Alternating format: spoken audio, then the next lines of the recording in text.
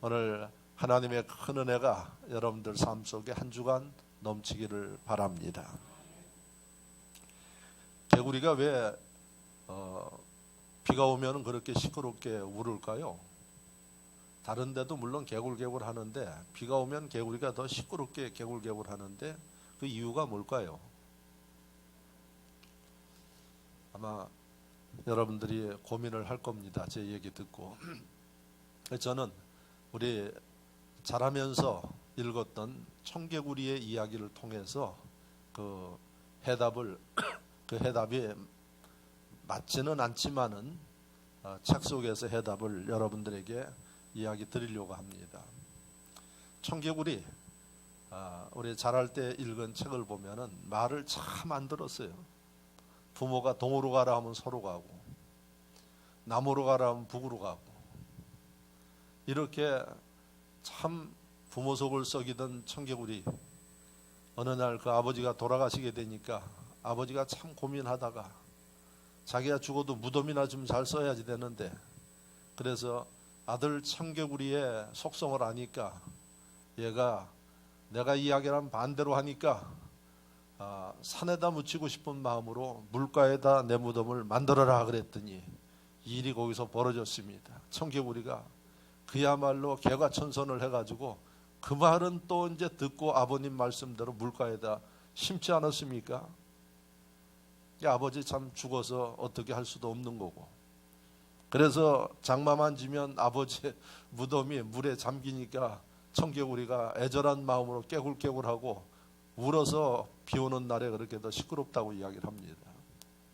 해답이 되지는 않겠죠. 그런데 저는 그 속에서 우리가 한 가지 기억해야 할 교훈이 있다는 것입니다. 그렇게 말 듣지 않았던 청개구리도 마지막에 아버지의 유언은 잘 받들어서 묻어서는 안 되는 물가에다 묻는 이런 참 어리석은 이야기. 그러나 그 핵심은 마지막에 유언은, 소원은 잘 받드는 것이 바로 사람의 도리다 하는 것을 일러주는 게 그 어려서 우리가 읽었던 청개구리의 이야기 아니겠습니까? 오늘 저는 설교의 제목이 하나님의 소원입니다. 하나님이 우리에게 원하는 것, 소원하는 것이 있습니다. 그래서 하나님이 우리에게 소원하시는 것, 우리에게 예수님이 이 땅에서 하늘로 올라가시면서 마지막 유언으로 남긴 게 있습니다. 그러면 청개구리도 그 말 안 듣다가 부모의 이야기, 마지막 이야기를 존중해서 물가에다 묻었는데, 예수님이 우리에게 주신 마지막의 유언, 하나님이 원하시는 소원, 우리는 그게 뭔지에 대해서 분명하게 알아야지 되겠고, 그 다음에 깨달은 다음에는 그 말씀을 잘 존중하고 지켜야 되지 않겠습니까?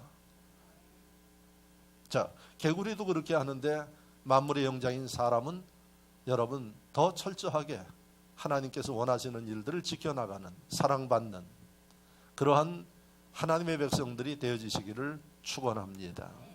자, 그러면 하나님의 소원이 뭐겠습니까?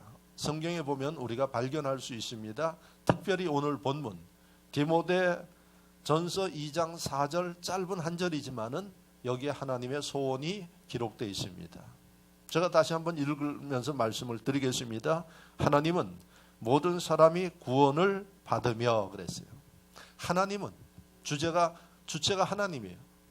하나님이 모든 사람을 향해서 마음에 원하는 게 있어요. 그게 뭔고 하니 구원받기를 원하시는 거예요. 그래서 모든 사람이 구원을 받으며, 두 번째, 진리를 아는 데 이르기까지 원하시느니라 이렇게 돼 있어요. 첫째는 구원받기를 바라고, 두 번째는 구원받는 것으로 끝나는 게 아니라 좀 하나님 백성답게 살아가도록 하나님의 진리를 아는 것, 깨닫고 배우고 그래서 성숙되기를 원하시느니라 이렇게 돼 있어요. 원하신다. 이게 바로 하나님이 하나님 백성들에게 또 이 땅의 모든 살아가는 사람들에게 주시는 소원입니다. 두 가지죠. 첫째는 구원받기를 원하고, 그 다음에 구원받아서 하나님 백성으로 하나님 백성답게 살아가는 것을 잘 배워서 깨달아서 하나님의 영광을 나타내도록 하는 게 이게 하나님의 원하심, 소원입니다. 그런데 성경에는 디모데전서에만 나와 있는 게 아니라 곳곳에 하나님의 그 소원이 기록되어 있어요. 그 중에 예수님이 이 땅에서 33년간 사시다가 십자가에 달려 돌아가셔서 부활하신 다음에 하늘로 올라가시면서 제자들에게 남기신 유언이 있습니다. 그게 마태복음 28장 19절에서 20절 말씀인데 제가 읽어드리겠습니다. 그러므로 너희는 가서 모든 족속을 제자로 삼아 아버지와 아들과 성령의 이름으로 세례를 베풀고 내가 너희에게 분부한 모든 것을 가르쳐 지키게 하라. 볼지어다 내가 세상 끝날까지 너희와 항상 함께 있으리라 하시느니라.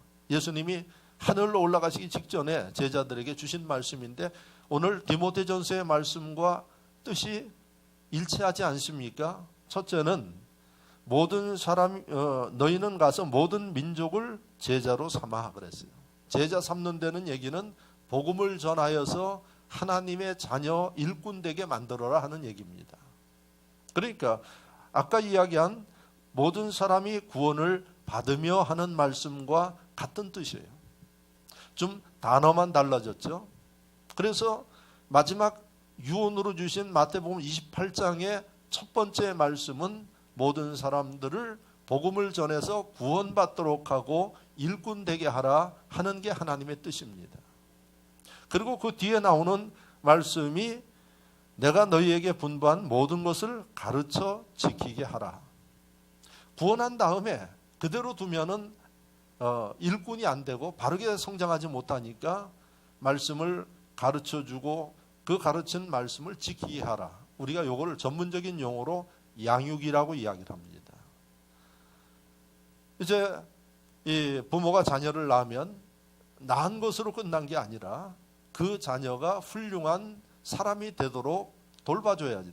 먹여주기도 하고 가르쳐주기도 하고 때 쓸 때는 야단쳐서라도 바르게 잡아주기도 하고 이게 양육이라고 이야기를 합니다. 신앙생활도 교회 나왔다고 끝나는 게 아니라 교회 나왔으면 다듬어줘야지 됩니다.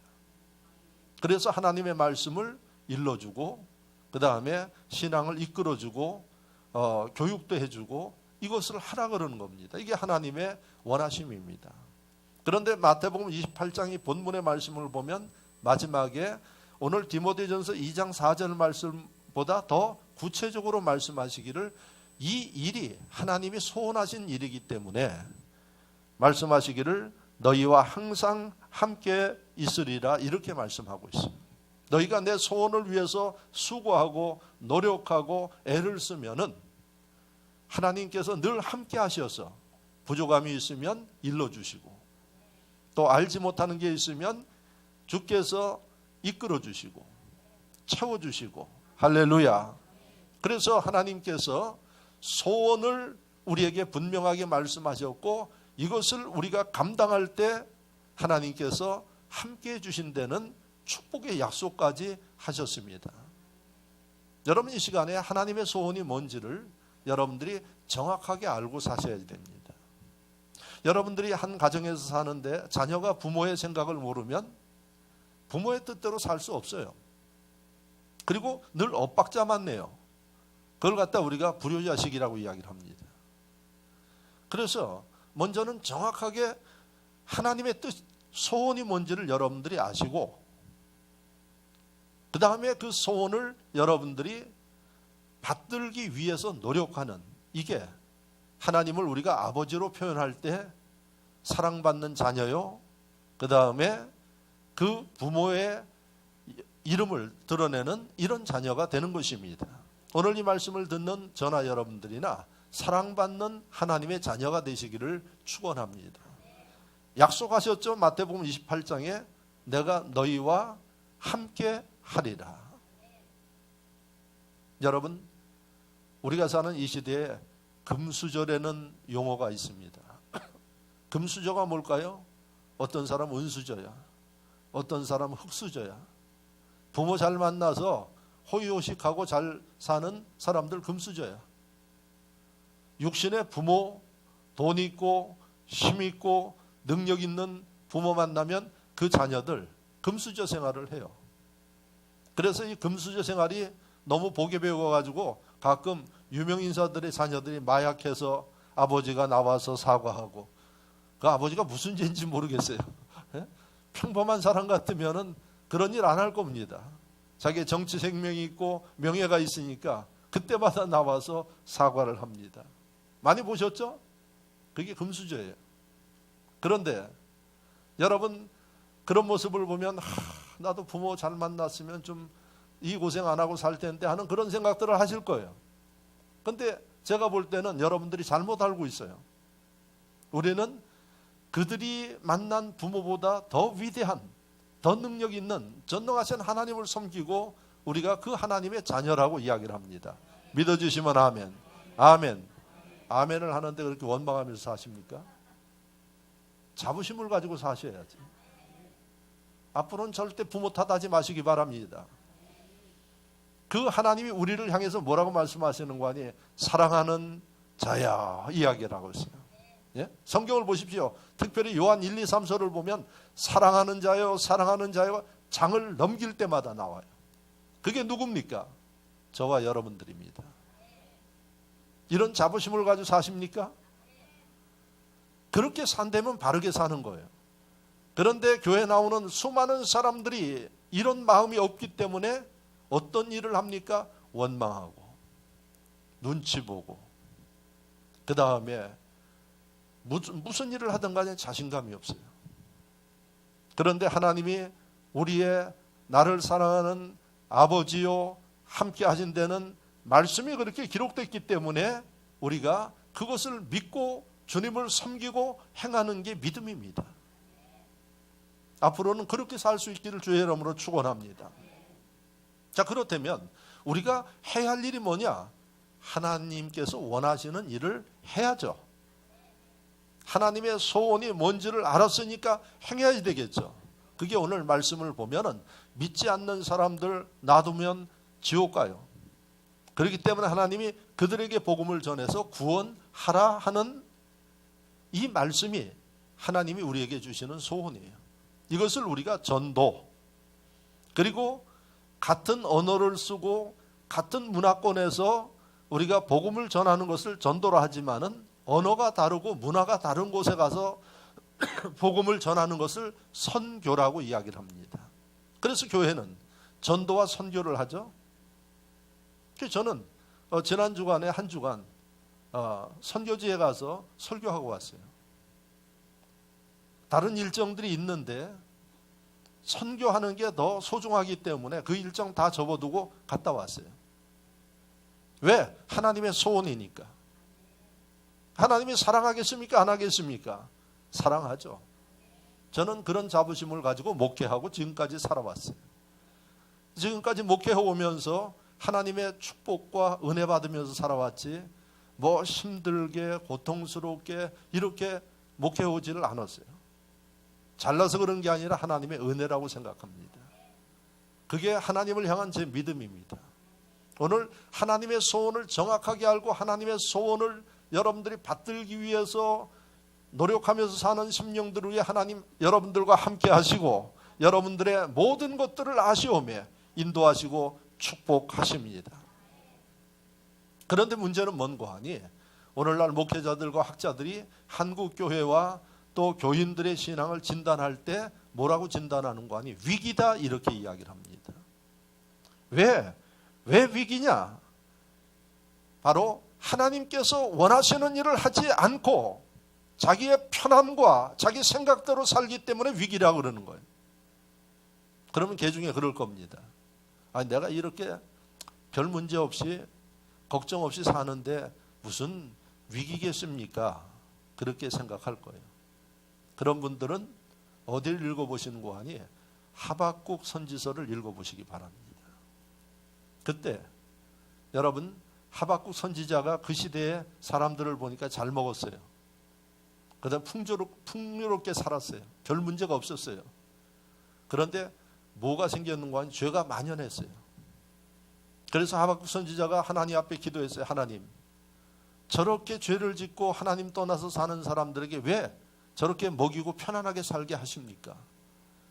죄를 용서하지 않는 하나님 심판하셔야 되지 않겠습니까? 하고 하나님 앞에 하박국 선지자가 물었어요. 그랬더니 하박국 선지자에게 하시는 말씀이 뭔고 하니, 그거는 네가 관여할 게 아니고 내가 하는 일이고, 지금 저들이 저렇게 잘 먹고 잘 사는 거 보고 네가 판단하지 말아라. 왜? 하나님이 다 계획을 가지고 계시고, 그 다음에 하나님이 진정으로 회개하지 않으면 손보시겠다는 얘기예요. 무서운 얘기 아니겠습니까? 저는 이 시대에 하나님 백성들이 하박국서를 읽어보셔야 된다고 봅니다. 여러분, 편안하십니까? 풍족하십니까? 그거 하나님의 축복이에요. 그럼 어떻게 살아야 될까요? 하나님의 소원하심이 뭔지, 이렇게 축복을 주시는 이유가 뭔지, 그 하나님의 뜻을 깨닫고 움직이지 않으면 하박국 선지자에게 하나님이 답을 주셨듯이 기다려라 하는 얘기예요. 나머지는 하나님이 하시겠다는 얘기입니다. 그래서 오늘 지혜로운 여러분들은, 하나님의 소원은 우리가 죽어가는 영혼들을 살리는 게 하나님의 소원이고, 그것을 우리가 복음을 전하는 일, 전도라고 이야기를 합니다. 근데 여러분 보십시오. 여러분들 개개인의 삶도 신앙생활도 보면 전도한 지 오래된 분들 많아요. 그래서 왜 전도하지 못하느냐 하고 이야기를 하면 대개 한 4-5가지 이유를 댑니다. 그 중에 첫째가 뭡니까? 바빠서 그렇습니다 이야기를 합니다. 근데 바쁜데 밥은 먹어요. 네? 어떤 분은 밥 먹을 시간도 없습니다, 그렇게 이야기하는 분들이 있어요. 첫째, 바빠서 못한대. 두 번째 이유는 뭐 때문에 못할까요? 다음에 하죠. 네? 다음에도 기회가 있으니까 내일 하죠. 내일로 미루는 사람들, 그걸 우리가 영적 게으름이라고 이야기를 합니다. 그렇게 살아요. 여러분들이 당장 해야 할 일도 게으른 사람들은 내일 하고 밀어버려요. 자, 세 번째는 어떤 이유일까요? 저는 잘 몰라서 못합니다. 몰라서 못한대요. 이게 이유가 될까요? 야고보서 1장 말씀을 보면, 너희가 지혜가 없으면 내게 지혜를 구하라. 그리하면 하나님께서 책망하지 아니하고 지혜를 주시겠다고 말씀하고 있어요. 몰라서 못합니다. 하나님이 하신 말씀이 뭡니까? 너 기도하지 않는다는 얘기예요. 그런 얘기 하시지 말라는 얘기예요. 성경을 아는 사람들은 절대 그런 용어를 쓰지 않아요. 왜? 하나님이 구하면 지혜를 주신대요. 믿으면 아멘. 아멘. 그 다음에 네 번째는 뭘까요? 자신이 없어서 못합니다. 저는 성격적으로 남 앞에 나설 수도 없고 이야기하는 것도 그래서 자신이 없습니다 이야기를 합니다. 이게 이유가 될까요? 주님은 말씀하십니다. 너희는 강하고 담대하라. 왜? 하나님이 함께 해주시니까. 그런데 성경을 따라서 살아야 할 사람들이 성경과 맞지 않는 이야기들을 하면서 살아가고 있어요. 그걸 우리가 모순이라고 이야기를 합니다. 모순 가운데 살아가면 어떤 문제가 생기는 거 하니? 평안함이 없어요. 갈등이 생겨요. 우리가 하나님 말씀을 따라, 이치를 따라 살아가면 갈등이 없어요. 편안하고 하나님이 도와주시기 때문에 소망이 넘치고 할렐루야. 그러니까 왜 복음을 전하지 못하느냐, 하나님의 소원인데 이래서 그렇습니다, 이런 얘기하는 사람은 이것은 믿음이 없는 게 아니라 무지한 거예요. 그러면 제가 진단해 드릴게요. 왜 여러분들이 복음을 전하지 못하느냐, 하나님의 소원하는 것을 하나님이 행하면 축복하시고 함께하는 것을 못하느냐? 이유는 딱 2가지예요. 하나는 능력이 없어서 못하는 거예요. 근데 자존심 상해가지고 능력 없어서 못한다는 얘기 못하고 성격 때문에 그렇습니다, 뭐 이런 이야기를 해요. 오늘 복음을 자신 있게 전하지 못하는 분들은 여러분 자존심 상하지만 정확하게 들으시기 바랍니다. 능력이 없는 거예요. 목사님이 아무리 그래도 그렇게 말씀하시면 되나요? 제가 성경적인 근거를 말씀드릴게요. 사도행전 1장 8절을 보면 성령이 너희에게 임하시면 너희가 권능을 받고, 아멘이십니까? 권능이 뭐라고요? dynamis라는 단어예요. dynamis는 영어로 다이너마이트예요. 다이너마이트는 터졌다면 다 죽어요. 그게 권능이에요. 그걸 누구에게 주셔요? 성령이 임하시면 누구나에게 하나님이 주신대요. 예수를 믿으면 성령이 우리와 함께 하세요. 그 성령이 계신 모든 심령들은 이미 하나님이 다이너마이트보다 더한 능력을 주신 거예요. 그런데 여러분, 누구 앞에서 어디서든 왜 못할까요? 그 능력이 없으니까 그러는 거예요. 그래서 여러분, 하나님의 진리를 아는 심령들은 내가 복음에 대해서 열정이 없고 자신감이 없는 것은 하나님, 내가 부족합니다. 내게 성령의 강력한 역사를 주시고 능력을 회복시켜 달라고 기도해야 합니다. 두 번째 이유는 왜 못 전합니까? 마귀가 방해하니까 전하지 못하는 거예요. 여러분들이 제가 앞서 이야기한 네 가지 이유, 이치에 안 맞는 이유예요. 근데 그 이유를 누가 하게 하는 거 아니에요? 절대로 성령님은 그런 용어 쓰지 못하게 해요. 성령은 어떤 용어를 쓸까요? 안 되는 것도 할 수 있거든요. 무슨 말이냐? 믿는 자들에겐 능치 못할 일이 없다고 말씀하세요. 근데 마귀는 바빠서요, 잘 몰라서요, 세상적인 이야기를 가지고 하는 겁니다. 그래서 복음을 증거하지 못하는 이유의 두 번째는 사단의 괴략에 넘어가고 있다는 사실입니다. 그래서 이 이치를 알고 능력을 회복하고 성령과 동행하면 어디까지 갑니까? 아골골짜기에 가서 또 복음을 전해요. 왜? 하나님이 도와주시고 능력 주시고 지켜주시기 때문에 그러합니다. 자, 그렇다면 하나님의 소원이 뭐냐? 잊지 마시고 기억하셔야 돼요. 복음을 전하는 거예요. 왜 전하지 못하느냐? 이제부터 내가 하나님 원하시는 그 일을, 소원을 이루기 위해서 여러분들이 집중하고 열정을 가지셔야 하나님의 자녀로서의 삶을 하나님이 보장하고 지켜주시고 은혜 베푸신다는 사실입니다. 여러분들이 하나님께서 이 소원을 주시면서 성경을 보면 우리에게 분명하게 말씀하셨어요. 하나님의 소원은 우리가 지켜야 할 하나님의 명령이에요. 할렐루야. 오늘 본문에는 부드럽게 뭐라 그랬는 거 아니? 내가 원한다, 이런 표현을 썼어요. 아까 이야기 보셨죠? 내가 원하느니라. 부드럽게 썼어요. 근데 이 뒤에 가면은 디모데후서 4장 1절과 2절 말씀을 보면 표현이 강해졌어요. 자, 뭐라고 강해졌는 거 아니? 먼저 디모데후서 4장 2절 말씀을 보면은 말씀을 전파하라. 때를 얻든지 못 얻든지 항상 힘써라 그랬어요. 전파하라. 뭐 이것 때문에 안 되고 저것 때문에 안 되고가 아니라 이유 없이 하라요. 그리고 그 뒤에 나오는 말씀이 항상 힘써라. 내가 시간 있을 때 하고 여유로울 때 하고 그게 아니라 항상 힘을 쓰도록 하라, 명령이에요. 그러니까 복음을 증거하는 것은 내가 망설이고 주저하는 게 아니라 기회가 주어지면, 심지어 뭐라 그러는 거 아니에요? 때를 얻든지 못 얻든지 증거하라고 이야기를 하고 있어요. 이게 하나님의 소원을 이루어드려야 할 하나님 백성의 자세예요. 명령이라는 사실을 잊지 마셔야 된다는 얘기예요. 그런데 디모데후서 4장 1절에는 더 강한 메시지를 우리에게 주고 있어요. 하나님 앞과 살아있는 자와 죽은 자를 심판하실 그리스도 예수 앞에서 그가 나타나실 것과 그의 나라를 두고 엄히 명하노니, 이렇게 돼 있어요. 앞에는 그래도 조금 부드러워요. 그런데 디모데후서 4장 1절은 엄히 명한다 그랬어요. 엄히라는 단어는 뭐예요? 진지하게, 중요하기 때문에 강조하면서 명한다고 이야기를 했어요. 그래서 여러분들이 복음을 증거하는 이 일은 뭐 내 형편과 뜻을 따라서 이유를 대고 그럴 게 아니라 하나님의 명령이기 때문에 지키지 않으면 안 되는 일이다 하는 거예요. 지키면 순종이고 지키지 않으면 불순종이에요. 사무엘상 15장 22절에 뭐라고 말씀하셨어요? 순종이 제사보다 낫다 그랬어요. 여러분들이 예배를 드리지만 순종하지 않으면 예배의 의미가 없다는 얘기예요. 예배 드리고 은혜 받았으면 어떻게 사느냐? 순종하며 사는 거예요.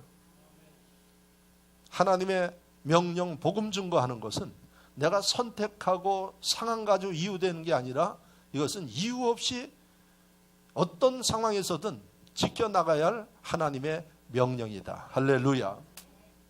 돈 많은 유럽에서 백만장자가 아프리카 사파리 여행을 갔어요. 저도 15년 전에 아프리카 회의에 참석하고 나서 선교사가 그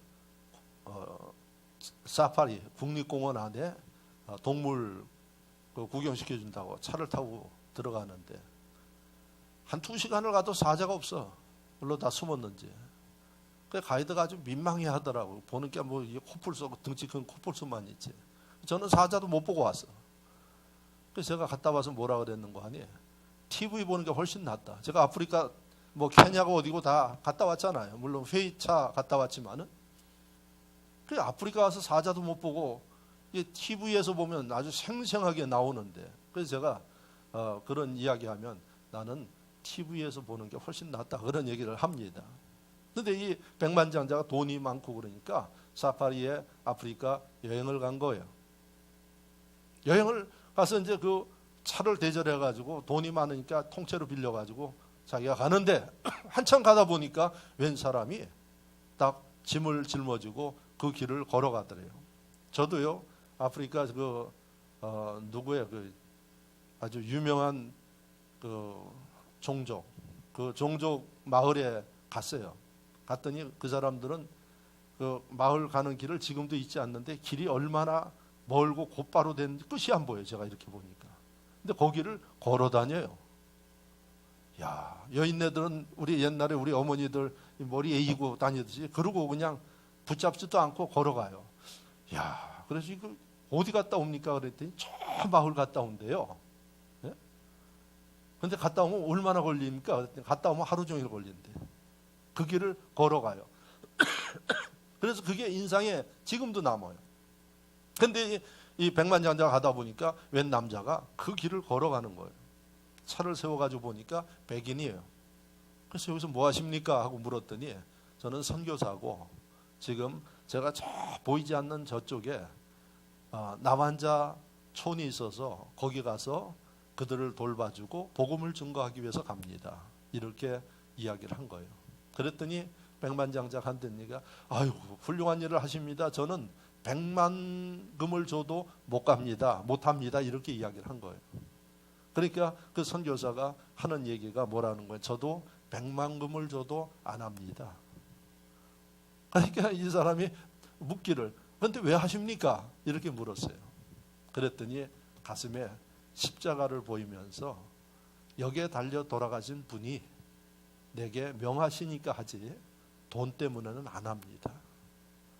그래서 내가 이분의 명령 때문에 이분이 나를 구원해 주셨고 그래서 내가 이 일을 하는 겁니다. 이 백만장자가요 선교사의 그 말에 쇼크를 먹었어요. 교회 다니는 분이에요.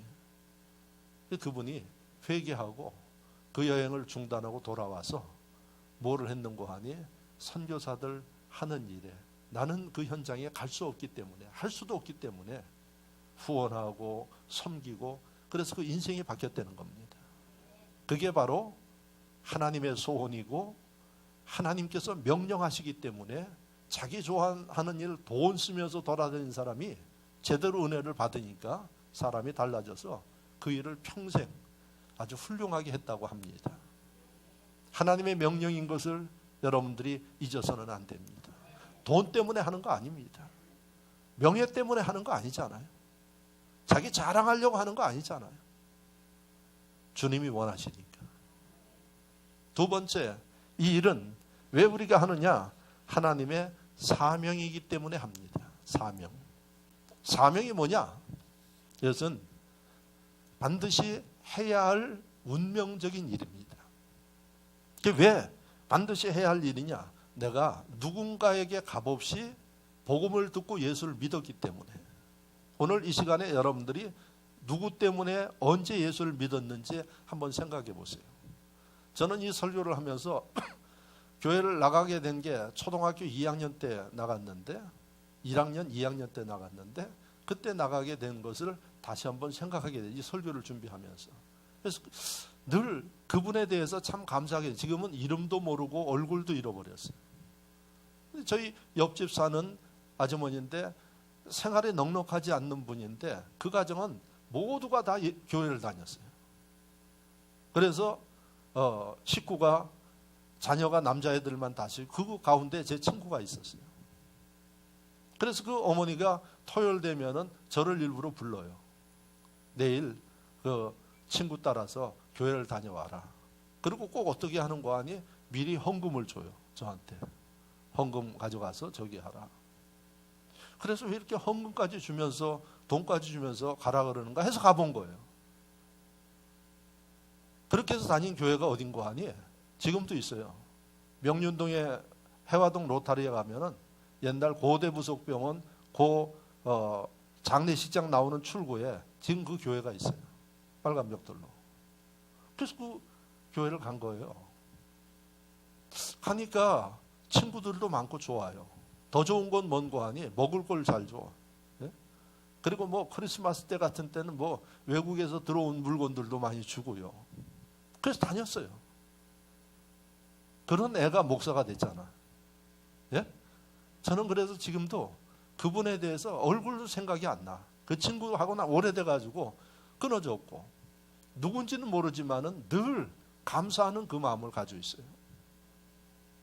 그 어머니가 생활이 넉넉하지 않아요. 그런데 하나님의 영광을 위해서 어린 영혼을 구원하기 위해서 그렇게 했어요. 왜 그랬을까요? 본인이 은혜 받고 하나님의 은혜 가운데 사니까 이게 축복이고 이거를 전하지 않으면 안 되기 때문에 이 일을 한 거예요.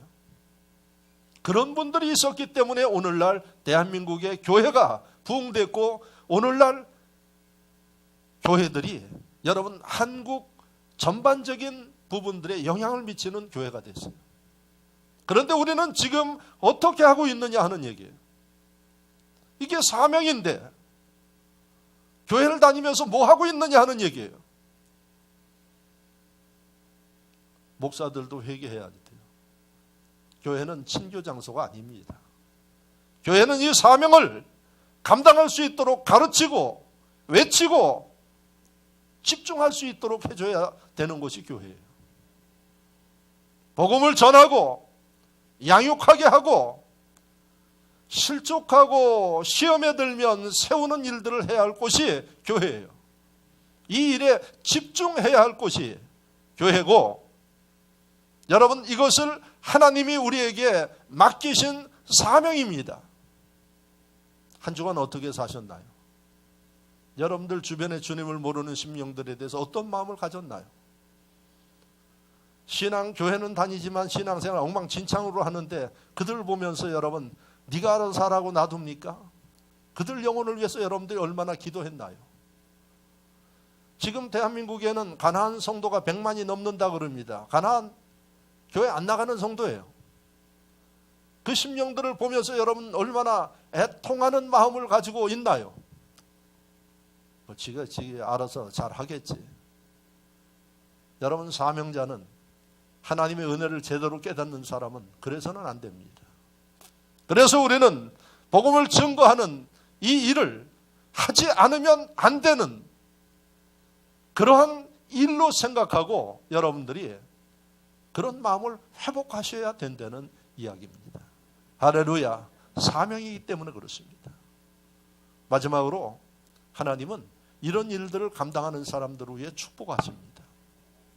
여러분들이 좋아하는 축복, 복은 구해서만 받는 거 아니에요. 구한다 할지라도 하나님께서 줄만한 사람들에게 주지 그릇이 안 된 사람에게 주시지를 않아요. 복받을 사람이 돼야지 되고 복받는 그릇이 돼야 됩니다. 그래서 복음을 증거하는 사명을 다하는 사람들을 위해 하나님은 축복하세요. 왜요? 하나님이 기뻐하는 일을 하시기 때문에 그러합니다. 마가복음 8장 36절에 한 영혼이 온 천하보다 귀하다고 분명하게 기록해 놨어요. 이 얘기는 무슨 얘기입니까? 한 영혼을 구원한다면 온 천하를 다 하나님이 줄 수도 있다는 얘기예요. 말씀을 잘 읽어보세요. 여러분들이 한 영혼을 구원하면 하나님이 너무 기쁘고 너무 아름답게 보이기 때문에 천하도 줄 수 있다는 얘기입니다. 그런데 이 일을 못해요. 이 일을 안 해요. 관심이 없어요. 그러면서 기도하기를 하나님 내게 축복해 주시옵소서. 그러니까 때에 따라서 난 기도하는데 왜 응답이 없나요? 제대로 하셔야 돼요. 그래서 아까 뭐라 그랬어요? 가르치라 그랬어요. 그래서 여러분 복음을 증거하는 이 일은 하나님이 천하를 버려서라도 원하시는 일이기 때문에 얼마나 하나님이 원하시는 일이고 기뻐하는 일인가를 아셔야 돼요. 영혼을 살리는 일은 하나님 사랑받는 일이고 분복받는 일입니다. 할렐루야. 믿으면 아멘. 아멘. 두 번째, 여러분들이 복음을 증거하는 일은 하나님께서 부족한 사람 위에 능력 주시는 위대한 일이라는 사실을 아시기를 바랍니다. 자, 대표적인 사람이 베드로예요. 이 베드로는 여러분들이 잘 아시다시피 그것도 예루살렘에서 몇백 킬로 떨어진 변방의 갈릴리 어부예요. 이 어부가 예수를 만나서 복음을 증거하는 사람으로 바뀌었어요. 열심히 다니면서 복음을 증거해요. 예수님 하늘로 올라가신 다음에 열심히 전했더니 이 베드로를 보고 그 당시 엘리트 식자층에 있는 사람들이 뭐라고 이야기를 했는가 하니 사도행전 4장 13절 말씀을 보면은 베드로에게 그렇게 말 잘하고 복음 증거하는 사람을 보고 저 학문이 없는 범인으로 알았더니 이렇게 기록되어 있어요. 사도행전 4장 13절에 학문이 없는 범인, 그러니까 많이 배우지 못한 사람, 좀 세상 사람들이 이야기하는 것으로 하면 가방끈이 짧은 사람. 근데 영어로 보면은 unschoolled라는 단어로 되어 있어요. school 하면 학교죠. 예? 배우는 학교예요. 근데 unschool 하면은 학교에 가본 적이 없는 사람이에요. 그게 베드로예요. 성경이 그렇게 기록했어요. 근데 이 베드로가 그들 앞에서 복음을 증거하는데 3,000명, 5,000명씩 회개했어요. 모든 사람이 놀랐어요. 이런 기적과 역사가 일어나는 게 여러분들이 복음 증거하는 일인 것을 믿으시기를 바랍니다. 왜요? 하나님이 능력 주시고 지혜 주시고 권세 주시고 여러분들의 인생이 바뀌는 게 복음 증거하는 일이라는 사실을 기억하시기를 바랍니다. 앉아서 하나님 축복에 주옵소서만 구하지 말고 하나님이 기뻐하는 이 일을 할 때 하나님이 생생하게 이런 능력과 역사를 이룬다는 사실을 잊지 마시기를 축원합니다. 여러분, 현대 1900년대에는 시카고에 가면 지금도 무디 교회라는 큰 교회가 있어요. 그리고 무디 신학교가 있어요. 이 무디는 원래 구두 수선하는 사람이었어요. 구두 수선하던 이 사람이 주일학교 선생님이 그 무디를 청소년 때 만나서 신앙을 잘 지도했어요. 그리고 은혜 받게 했어. 그랬더니 무디가 하나님 앞에 주여종이 될 것을 소원해가지고 이제 공부한 다음에 복음을 증거하는 일을 했어요. 근데 놀라운 일들이 벌어져요. 무디가 설교를 하면. 근데 무디가 공부를 제대로 안 했어요. 그래서 이 설교문을 작성하고 그러면 문법적으로 안 맞아. 그러니까 식자층들이 들으면 무디 설교하는 그 센텐스나 이런 것들이 문법에 잘 안 맞아요. 그러니까 앉아서 어떤 사람은 이게 틀렸고 이러고 있는 사람이 있는데 대부분의 사람들은 그 설교를 들으면 마음에 하나님의 은혜를 깨닫고 회개하고 감동되고 기적을 체험하고 이런 이 놀라운 일들이 벌어졌어요. 미국 그 당시에 대통령이 무디 교회에 참석하면서 예배를 드렸어요. 그러니까 수많은 장차관들 와서 예배드리고 엘리트들이 거기 와서 예배드려요. 그 시카고의 큰 교회가 무디 교회예요. 그런데 베드로하고 비슷하지 않아요? 여러분, 비록 공부도 못했고 그 다음에 자기가 여러 가지 부족한데 하나님이 채워주시는 거예요. 왜 채워주셔요? 복음 때문에. 그게 1900년대 일입니다. 그 하나님은 지금도 살아계십니다. 내가 부족하지만은 하나님의 소원을 이루어드리기 위해서 우리가 복음에 대한 열정을 가지고 하나님의 역사 가운데 나가 행할 때 하나님이 내가 약하면 강하게 만들어주시고 부족하면 채워주시고 할렐루야. 이게 바로 복음의 능력이라는 사실을 기억하시기를 바랍니다. 하나님의 소원을 이루어드리는 저와 여러분들이 되어서 하나님을 기쁘시게 하고 하나님이 저와 여러분들을 사랑스러워서 지켜주시고 더욱더 축복하시고 귀하게 사용하는 이런 복된 역사가 있기를 주의 이름으로 축원합니다. 더더욱이 우리는 2017년도 추수감사절기 전도 축제로 선포하고 지금 기도하고 있습니다. 이 기간 동안에 여러분들 잃었던 사명을 회복하고 열정을 회복해서 여러분들의 신앙과 인생에 놀라운 전환의 계기가 되시기를 주님의 이름으로 축원합니다. 말씀을 생각하며 다 같이 한 목소리로 이제 전도자가 되겠다, 하나님의 소원을 이루는 인물이 되겠다는 결단의 마음으로 기도하겠습니다. 할렐루야.